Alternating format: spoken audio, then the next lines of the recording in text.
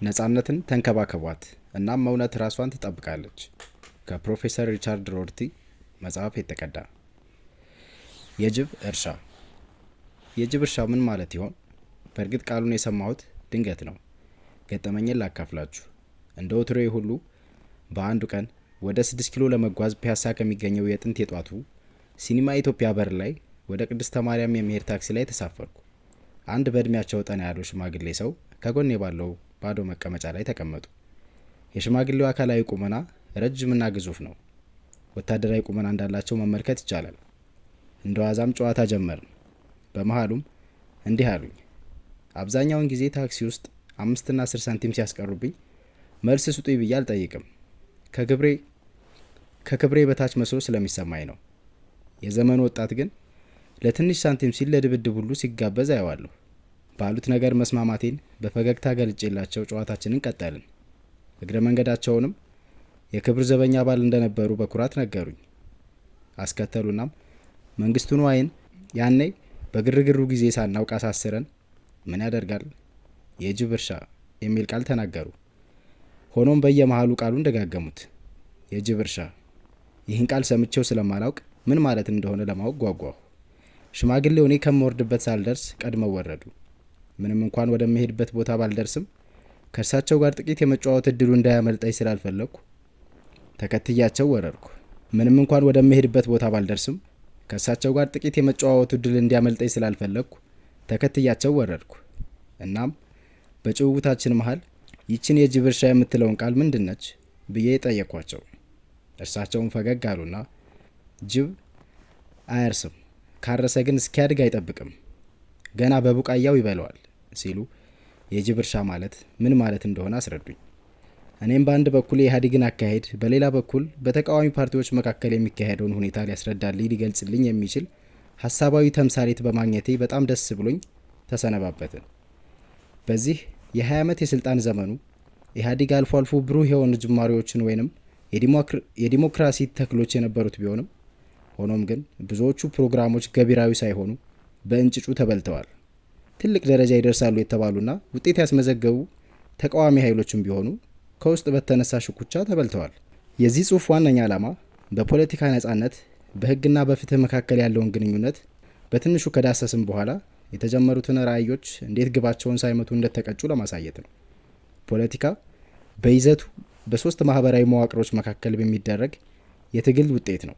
ይኸውም በግለሰብ በቡድንና በመንግስታት መካከል ስልጣንን ለማግኘት ሲባል የሚደረግ ፊልሚያ ማለት ነው።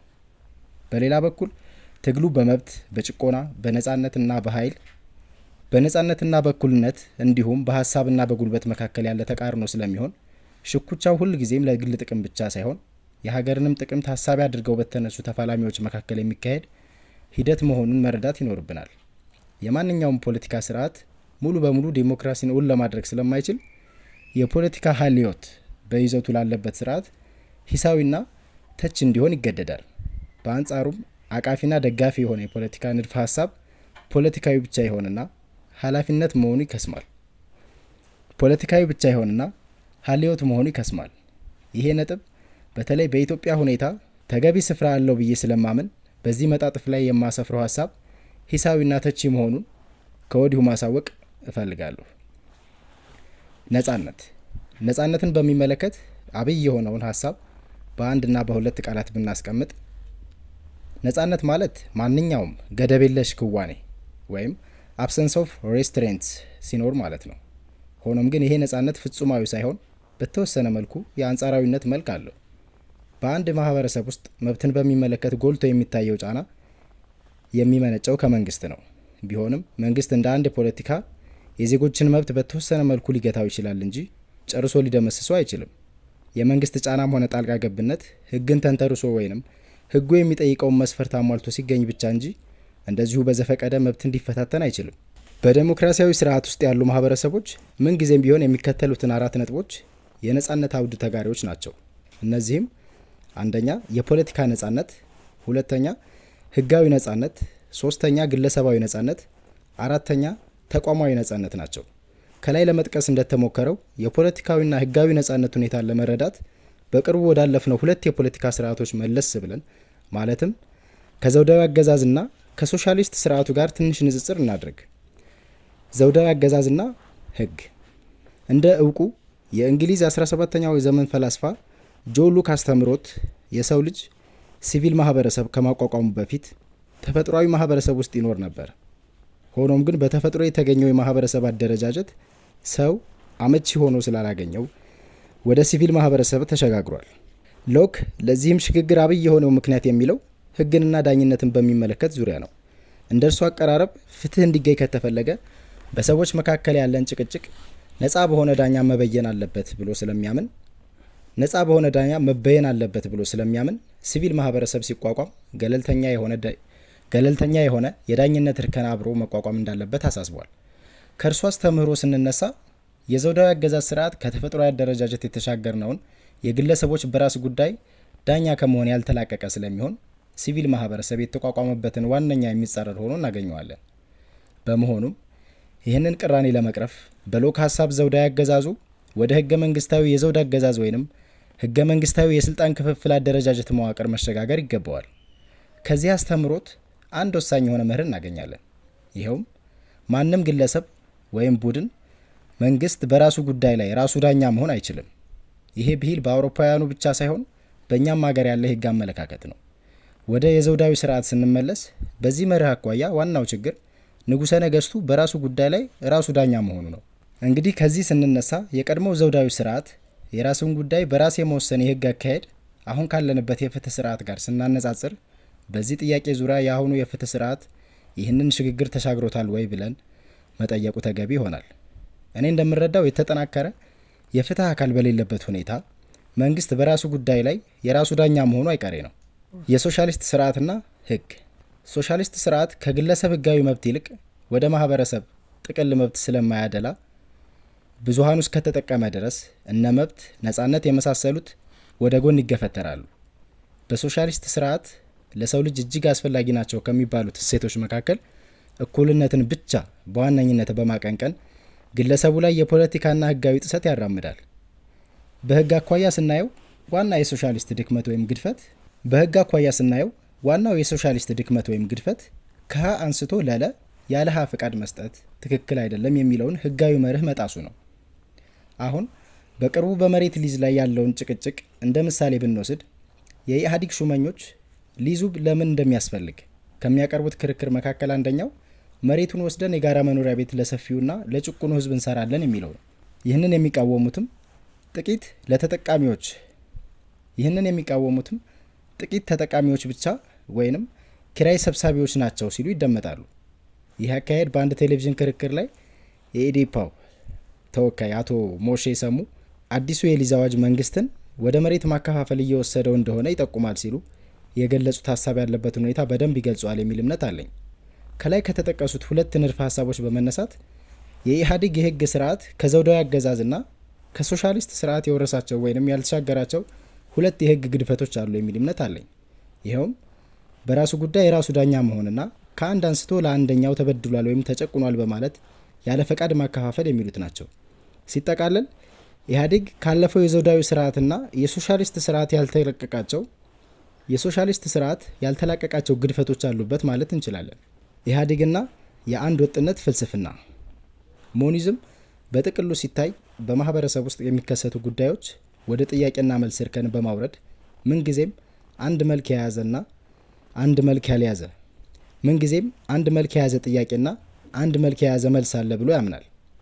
በዚህ ርዕሰ ጉዳይ ዙሪያ ትልቅ ድርሳን የጻፉት የኦክስፎርዱ ፕሮፌሰር የነበሩት ሰር አይዛያ በርሊን ናቸው። እንደሳቸውም አቀራረብ የአንድ ወጥነት ፍልስፍና የሚከተሉትን ባህሪያት የያዘ ነው። የመጀመሪያው ልክ እንደ ተፈጥሮ ሳይንስ ችግሮቹን ጥያቄ የሚል ስያሜ በመስጠት ፍጹማዊ መልስ አላቸው